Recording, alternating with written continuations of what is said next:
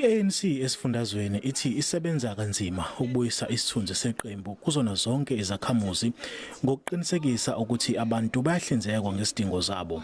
Leli qembu lithi kumele kulwisane nalo lonke uhlobo lwenkohlakalo. Unobhala weqembu esifundazweni uthi ngokwazi kwabo njengobuholi akekho umholi weqembu othintekayo ezinsolweni zokuhlomula ngongemthetho ekuthengweni kwempahla yokuzivikela ama-PPE.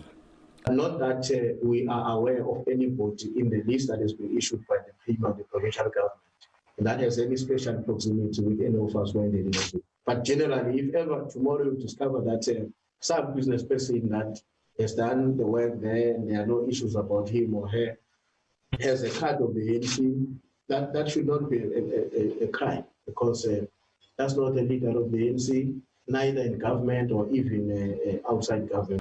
I-ANC iphinde yathatha isinqumo sokususa imeya kumasipala wasoPhongolo uWinnie Nhlabathi kanye nabanye abaholi abaphezulu komasipala abathathu. Phela uNhlabathi wamangalelwa ngecala lokushaya emva kwezinsolo zokuthi wayalela abaqaphi bakhe ukuba bashaye owesilisa. Ithimba lesikhashana eliphenya ngezinsolo zokuhlukumezwa kowesifazane ezibhekiswe kubaholi abathathu beqembu lenxuse owesifazane owabhala lencwadi ukuthi azolibikela ngalezi insolo. NginguSimphiwe Makhanya wezindaba ze-SABC ngiseThekwini.